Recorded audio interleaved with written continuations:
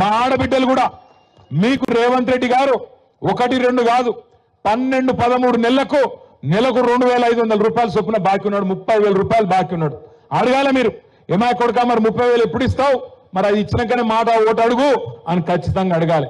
లగ్గమైన ఆడపిల్లలు ఈ సంవత్సర కాలంలో ఉంటే అన్న మరి తులం బంగారం ఏది అని అడగాలి.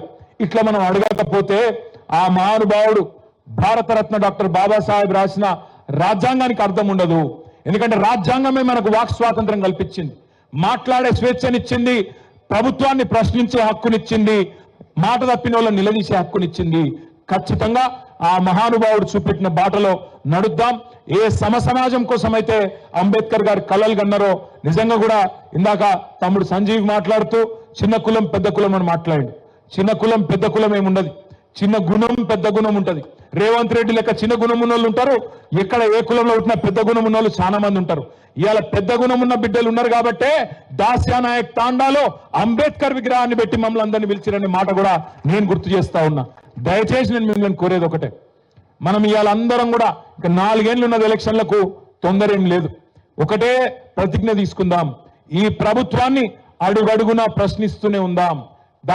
దానికోసం జైల్లో పెడతాడు కావచ్చు, నరేందర్ రెడ్డి గారిని పంపినట్టు, సురేష్ని పంపినట్టు, గోపాల్ నాయక్ని పంపినట్టు, ఆఖరికి హీరియా నాయక్ పరిస్థితి మీరు చూసే ఉంటారు. ఆయనకు సంగారెడ్డి జైల్లో ఛాతీ నొప్పి వచ్చింది. ఛాతీ నొప్పి వస్తే, గుండె నొప్పి వస్తే నిజంగా మనిషి అంటాడు అయితే ఏం చేస్తాడు, ప్రభుత్వం నడిపేటువంటి మనసు ఉంటే ఏం చేస్తాడు, వెంటనే అంబులెన్స్ ఎక్కించుకొని ఒక దగ్గరలో ఉన్న బెస్ట్ హాస్పిటల్కి తీసుకుపోతాడు.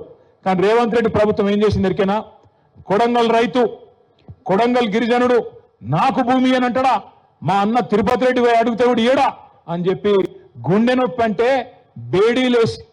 బేడీలేసి పోలీసు జీబుల హాస్పిటల్కి పంపి హాస్పిటల్లో కూడా బెడ్ మీద బేడీలేసి గొలుసేసి ఆ బెడ్ గట్టేసింది రేవంత్ రెడ్డి ప్రభుత్వం. అందుకే నేనన్నా చిన్న గుణం ఉన్నోడు అని నేను ఉత్తగానే అనలే, ఒక ఇట్లాంటి చిల్లర పనులు చేస్తాడు కాబట్టే చిన్న గుణం ఉన్న ముఖ్యమంత్రి అన్న. అందుకే ఖచ్చితంగా ప్రభుత్వాన్ని నిలదీస్తూనే ఉండాలి, మాట తప్పిన ప్రతి సందర్భంలో ప్రశ్నిస్తూనే ఉండాలి, అడుగుతూనే ఉండాలి. అయితే గీతే 1 కేసో 2 కేసో అవుతుంది, దాంతో మనకు ఫరక్ పడేది ఏం లేదు. మీకు మనందరికీ అండగా మన నాయకుడు కేసీఆర్